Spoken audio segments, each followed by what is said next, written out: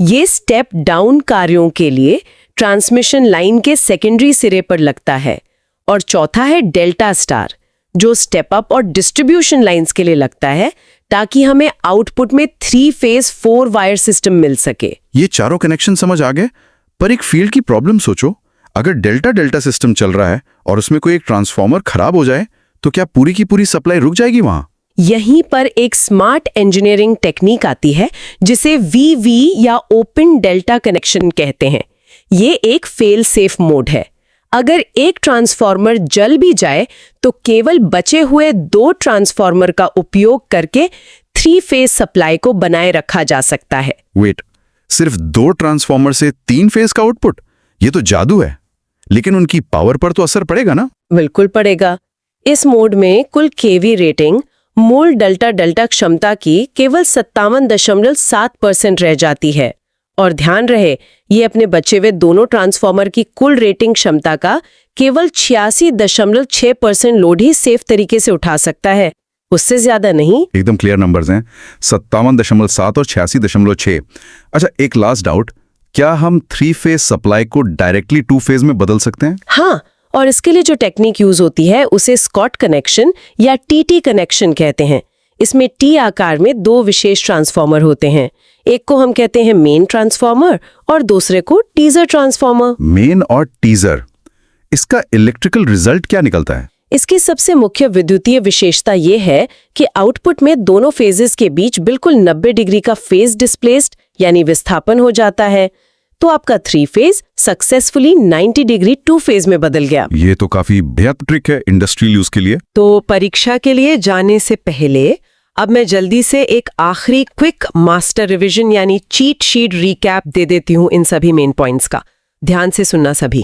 बिल्कुल, समरी सबसे जरूरी है। Power transformer, delta delta connection, 96 से 99% दक्षता, 500 केवीए से ज्यादा क्षमता और हमेशा फुल लोड पर चलेगा। Done. Distribution transformer, delta star connection और इसकी ऑल डे एफिशिएंसी 50% होती है। ऑटो ट्रांसफॉर्मर की बात करें तो इसमें सिर्फ एक वाइंडिंग होती है, सेल्फ इंडक्शन पे चलाता है, जिसमें इंडक्टिव और कंडक्टिव दोनों मार्ग होते हैं।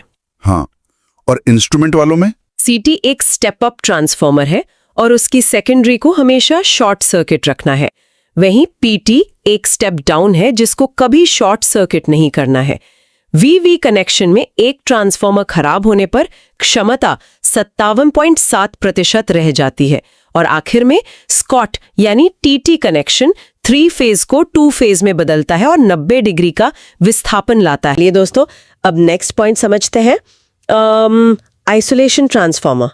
हमने पिछले पार्ट में स्टेप अप और स्टेप डाउन का कॉन्सेप्ट तो क्लियर कर लिया था, पर ये आइसोलेशन ट्रांसफॉर्मर का रेशो तो एग्जैक्टली 1:1 होता है ना? मतलब 1:1? हाँ बिल्कुल, 1:1 रेशियो होता है। इसका मतलब है कि जितने टर्न्स प्राइमरी वाइंडिंग में हैं, ठीक उतनी टर्न्स सेकेंडरी वाइंडिंग में होते हैं, दोनों बराबर। तो यही मेरा सबसे बड़ा डाउट है एग्जाम के हिसाब से। अगर वोल्टेज बदल ही नहीं रहा है, मतलब जितना इन उतना आउट, तो इस ट्रांसफॉर्मर को लगाने का फायदा ही क्या है?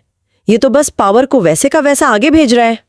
देखने में बिल्कुल वैसा ही लगता है यार, पर देखो, इसका मेन पर्पस वोल्टेज चेंज करना है ही नहीं। इसका सबसे बड़ा काम है सर्किट को इलेक्ट्रिकली अलग करना। इलेक्ट्रिकली अलग करना मतलब कनेक्शन काट देना? सही पकड़ा। देखो, प्राइमरी और सेकेंडरी के बीच में कोई डायरेक्ट फिजिकल वायर नहीं जुड़ी होती। पावर इलेक्ट्रिकली नहीं बल्कि सिर्फ मैग्नेटिकली ट्रांसफर होती है। इसको ना एक एग्जाम्पल से समझो। जैसे 2 लोग एक बहुत मोटे कांच की दीवार के आर पार खड़े हैं और इशारों में बात कर रहे हैं। अच्छा, डायरेक्ट टच नहीं है पर मैसेज सामने वाले तक पूरा जा रहा है। एग्जैक्टली, कनेक्शन है पर फिजिकल टच नहीं है। तो अगर प्राइमरी साइड पर कोई मैसिव शॉर्ट सर्किट आता है या डेंजरस फॉल्ट होता है, तो वो शॉक उस कांच की दीवार यानी मैग्नेटिक गैप को पार करके लोड साइड तक नहीं जाएगा। ओह, समझ गई। जैसे अगर हम कोई मेडिकल इक्विपमेंट चला रहे हैं जहां सेफ्टी सबसे जरूरी है, वहां ये एक इनविजिबल सेफ्टी शील्ड की तरह काम करता है। बिल्कुल, इंसान को और सेंसिटिव मशीन्स को फॉल्ट से बचाने के लिए। एग्जाम में सीधा पूछते हैं कि आइसोलेशन ट्रांसफॉर्मर का मेन लॉजिक क्या है, तो आंसर है इलेक्ट्रिकल आइसोलेशन और शॉक प्रिवेंशन। अच्छा, सेफ्टी तो मिल गई, पर एक चीज बताओ, जब पावर ऐसे हवा में मैग्नेटिकली ट्रांसफर होगी बिना वायर के, तो थोड़ा बहुत नुकसान तो होगा ना, मतलब हीट तो बनेगी। हाँ, पावर ट्रांसफर होगी तो एनर्जी लॉसेस भी होंगे, और यहीं से ट्रांसफार्मर के सबसे बड़े दुश्मनों की एंट्री होती है, यानी लॉसेस। पर यहाँ एएलपी एग्जाम में बच्चे एक स्पेसिफिक क्वेश्चन में बहुत फंस जाते हैं, वो है friction loss. Wait, friction loss? पर ट्रांसफार्मर में तो कुछ घूमता ही नहीं है, तो फ्रिक्शन या घर्षण कैसे होगा? बस यही तो कैच है। ट्रांसफार्मर एक प्योरली स्टैटिक मशीन है। मोटर्स या जनरेटर्स के ऑपोजिट इसमें कोई भी रोटेटिंग पार्ट नहीं होता। तो जब कुछ घूम ही नहीं रहा है तो हवा या बेरिंग का फ्रिक्शन होना तो पॉसिबल ही नहीं है। हाँ, ये तो बहुत लॉजिकल है। मतलब फ्रिक्शन लॉस हमेशा जीरो होगा। तो बचे कौन से लॉसेस एग्जाम के पॉइंट ऑफ व्यू से? एक आयरन लॉस और एक कॉपर लॉस, राइट? सही। टोटल लॉस होता है iron loss plus copper loss. अब इन दोनों का डिफरेंस ध्यान से समझना। पहले बात करते हैं आयरन लॉस की, जिसको कोर लॉस भी बोलते हैं। अच्छा, इसमें क्या स्पेशल बात है जो एग्जाम में पूछी जाती है? ये लॉस ना हमेशा कांस्टेंट रहता है। मतलब चाहे तुम ट्रांसफार्मर पर कोई लोड लगाओ या उसको फुल लोड पर चला दो, ये फिक्स रहेगा। ये मोस्टली इनपुट वोल्टेज और फ्रीक्वेंसी पर डिपेंड करता है। इसीलिए टेक्निकल भाषा में इसे नो लोड लॉस भी कहते हैं।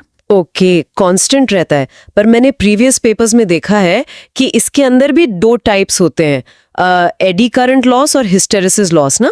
इन दोनों में क्या फर्क है? हाँ देखो, दोनों के मैकेनिक्स बिल्कुल अलग हैं। पहले एडी करंट की बात करते हैं। जब कोर के अंदर मैग्नेटिक फील्ड लगातार बदलती है तो उस लोहे के ब्लॉक के अंदर ही गोल गोल छोटी करंट्स घूमने लगती हैं, जैसे पानी में भंवर आते हैं ना, बिल्कुल वैसे। उनका तो कोई काम नहीं होगा ना, वो तो बस फालतू में गर्म करेंगी कोर को। एग्जैक्टली यार, वो करंट्स को यूजफुल काम नहीं करती, सिर्फ हीट बनाती हैं। इनकी मैच होती है W equals BM square F square T square V। पर बचाव ज्यादा पूछते हैं। इनको रोकने के लिए हम ठोस लोहे की जगह कोर को पतली पतली शीट्स में काट देते हैं, जिनको लैमिनेशंस कहते हैं ना। हाँ, लैमिनेशंस। और एडी करंट ना इन शीट्स की मोटाई यानी थिकनेस के स्क्वायर के बराबर होती है। अच्छा, मतलब मोटाई आधी कर दी तो लॉस आधा नहीं होगा, बल्कि स्क्वायर होने की वजह से डायरेक्ट एक चौथाई हो जाएगा। वाह, ये तो जबरदस्त ड्रॉप है। सही। अब आते हैं दूसरे टाइप पर। ये हम CRGO सिलिकॉन स्टील का यूज करते हैं। Cold rolled grain oriented heat निकलती है, उसको हिस्टेरेसिस लॉस कहते हैं। इसका फॉर्मूला WH इक्वल्स एटा BM power 1.6 F into V होता है। बाप रे, इसको कम करने के लिए क्या करते हैं?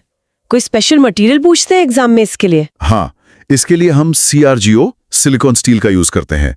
Cold rolled grain oriented. Silicon डालने से रेजिस्टेंस बढ़ता है, जिससे हीट कम होती है, और CRGO से पार्टिकल्स को घूमने में कम एनर्जी लगती है। CRGO सिलिकॉन स्टील, दिमाग में बिठा लिया मैंने ये। तो ये थे आयरन लॉस वाले विलेंस जो फिक्स्ड थे। अब कॉपर लॉस के बारे में क्या फंडा है? कॉपर लॉस तुम्हारा वेरिएबल लॉस है यार। ये पूरी तरह से उस टाइम के लोड पर डिपेंड करता है, और इसका फॉर्मूला है करंट का स्क्वायर मल्टीप्लाइड बाय रेजिस्टेंस, यानी I स्क्वायर R। बाप रे, इसमें भी स्क्वायर है। मतलब अगर लोड डबल हुआ तो हीट डबल नहीं, बल्कि अचानक से 4 गुना बढ़ जाएगी। हाँ, और जैसे ही लोड बढ़ता है, ये हीट इतनी तेजी से बढ़ती है कि डायरेक्ट वाइंडिंग्स के इंसुलेशन को जला सकती है। अच्छा ठीक है, लॉसेस तो समझ आ गए, पर इनको एक्चुअल में नापते कैसे हैं? मतलब पूरे शहर का लोड लगाकर थोड़ी ना हर नई ट्रांसफार्मर को टेस्ट करेंगे फैक्ट्री में। वहीं पर टेस्टिंग इंजीनियरिंग काम आती है ना। हमारे पास टेस्ट्स होते हैं। पहला है ओपन सर्किट टेस्ट। ये स्ट्रिक्टली आयरन लॉस और नो लोड करंट निकालने के लिए होता है। तो इसमें करते क्या है? इसमें हम हाई वोल्टेज यानी HV साइड को पूरा खुला छोड़ देते हैं, और लो वोल्टेज यानी LV साइड पर मीटर लगाकर रेटेड वोल्टेज देते हैं। पर एक मिनट, अगर आउटपुट साइड आगे से खुली है तो पावर जाएगी नहीं, करंट कैसे बहेगी? बस यही तो ट्रिक है। क्योंकि कोई लोड कनेक्ट नहीं है तो ट्रांसफार्मर बस अपनी कोर को मैग्नेटाइज करने के लिए बहुत ही मामूली सी करंट खींचता है, मुश्किल से फुल लोड का 2 से 5%। ओ, समझ गई। करंट इतनी कम है तो कॉपर लॉस वाला I स्क्वायर R तो ऑलमोस्ट जीरो हो जाएगा, क्योंकि